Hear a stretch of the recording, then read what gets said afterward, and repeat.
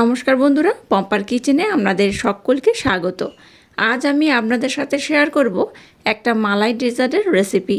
সামান্য কয়েকটা উপকরণ দিয়ে বানানো এই ডেজার্টটা অপূর্ব খেতে হয়। খুব কম সময়ে বানানো এই ডেজার্টটাকে আপনারা মালাই কেকও বলতে পারেন। এটা এতটাই নরম, তুলতুলে আর সফট হয় যে মুখে দিলেই মিলিয়ে যাবে। আর যাকে বানিয়ে খাওয়াবেন সেই আপনাকে ভীষণ প্রশংসা করবে। তাহলে চলুন দেরি না করে আজকের এই অপূর্ব স্বাদের মালাই কেক বা ডেজার্টের রেসিপিটা দেখে নেওয়া যাক। এবার দেখুন, গ্যাসটা জেলে দিয়ে একটা কড়া বসিয়ে দিয়েছি। কড়ার মধ্যে দিয়ে দেবো ঘন করে জাল দিয়ে নেওয়া দুধ। দুধটাকে ঘন করে আমি আগে জাল দিয়ে নিয়েছিলাম, আবার একটু আমি ঘন করে ফুটিয়ে নেব। দুধটাকে একটু হালকা আমি গরম করে নিয়েছি। একটু হালকা গরম দুধ আমি এখানে এই 2 চামচের মতো নিয়ে নেব। এই যে বড় আমি একটা চামচ নিয়েছি বা হাতা নিয়েছি, এই হাতার 2 হাতা আমি দুধ নিয়ে নিয়েছি। এবার এই দুধটাকে একটু আমি ঘন করে ফুটিয়ে নেব। এবার দেখুন, যে দুধটাকে আমি আলাদা করে নিয়েছিলাম তার মধ্যে এখানে আমি 2 চামচের মতো কাস্টার্ড পাউডার দিয়ে দেব। এই 2 চামচের মতো দিয়ে দিলাম। খুব বেশি দেওয়ার দরকার নেই, 2 চামচ দিলেই কিন্তু হয়ে যাবে। এই 2 চামচ কাস্টার্ড পাউডার দিয়ে দুধটার সাথে এটাকে আমি খুব ভালোভাবে মেল্ট করে নেব। দুধটা যখন খুব গরম থাকবে তখন কিন্তু কাস্টার্ড পাউডারটা ব্যবহার করবেন না। দুধটাকে ঠান্ডা করে বা একটু হালকা গরম থাকলেও হবে, সেই অবস্থায় কিন্তু কাস্টার্ড পাউডারটাকে ব্যবহার করতে হবে। দুধটাকেও দেখুন আগে থেকে আমি একটু বেশ ঘন করে ফুটিয়ে নিয়েছি। এবার এখানে মিষ্টির জন্য দিয়ে দেবো 2 চামচ ব্লেন্ড করে রাখা মিছরি। আমি মিষ্টির জন্য এখানে মিছরি ব্যবহার করছি, আপনারা চাইলে এখানে কিন্তু বাতাসা কিংবা চিনিও ব্যবহার করতে পারেন।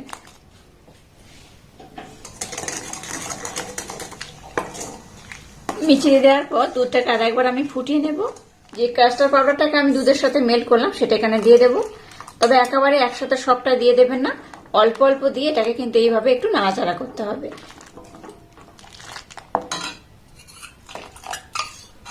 কাস্টার্ড পাউডার দেওয়ার পর এটাকে কিন্তু খুব ঘন করা যাবে না, একটু এরকম কিন্তু পাতলা থাকবে, কারণ এটা যখন ঠান্ডা হবে তখন কিন্তু আরেকটু ঘন হয়ে যাবে। আর ঘনত্বটা কেমন হয়েছে দেখুন, এই দেখুন, খুব ঘন যেমন নয় আবার খুব পাতলাও নয়, এই রকমই হবে। আজকে যে রেসিপিটা বানাবো বা মিষ্টিটা বানাবো তার জন্য কিন্তু এরকম একটা ঘন মালাইয়ের আমার দরকার ছিল। মালাইটাকে আমি খুব সুন্দর করে রেডি করে নিয়েছি। চলুন এবার নেক্সট স্টেপ আপনাদের সাথে শেয়ার করব। এবার দেখুন, 4টে স্লাইস করা রুটি আমি নিয়ে নিয়েছি। এই দেখুন, এখানে আমি 4টি নিয়েছি, আপনারা চাইলে কিন্তু একটু কম বেশি করে নিতে পারেন। আর এই দেখুন, রুটি ধারের পোর্শন কিন্তু আমি কেটে বাদ দেব না, এই রকমই থাকবে। এবার দেখুন, একটা আমি স্পেশাল ক্ষীর বানিয়ে নিয়েছিলাম। এখানে 2 রকম দুধ রয়েছে আর একটু মিচিয়ে রয়েছে, লিকুইড দুধ রয়েছে আর মিল্ক পাউডার রয়েছে, মানে গুঁড়ো দুধ।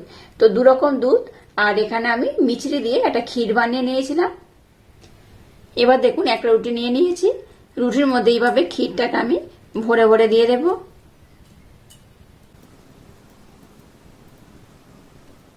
আপনারা চাইলে এই ক্ষীরের পরিমাণটা একটু কম বেশি করে দিতে পারেন।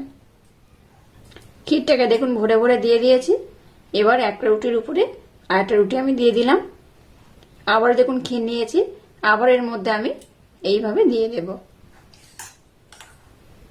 আবার একটা রুটির মধ্যে দিয়ে দিলাম, আবার এর মধ্যে আমি ক্ষীরটাকে দিয়ে দেব। দেখুন খুব ভালোভাবে ক্ষীরটাকে দিয়ে দিয়েছি। এবার আরেকটা রুটির মধ্যে দিয়ে দিয়েছি। এবার এটাকে এইভাবে আমি উল্টে নিলাম, এইভাবে আমি দিয়ে দিয়েছি। দেখতেই পাচ্ছেন কত সুন্দর হয়েছে। এটাকে আপনারা মালাই ডেজার্ট কিংবা মিষ্টি কিংবা মালাই কেকও বলতে পারেন। খুব সহজ এটা বানানো হয়ে যায়। এবার দেখুন, অল্প একটু লিকুইড দুধ নিয়েছি। এই লিকুইড দুধটাকে দেখুন এই রুটির উপরেই আমি দিয়ে দেব। রুটিটা যাতে একটু নরম হয়ে যায় তার জন্য কিন্তু লিকুইড দুধটা এইভাবে ব্যবহার করতে হবে। এই উপরের পোর্শনে দেবেন, সম্পূর্ণ নিচে কিন্তু চলে যাবে। এবার যে মালাইটাকে বানিয়েছি সেই মালাইটার মধ্যে আমি দিয়ে দেব।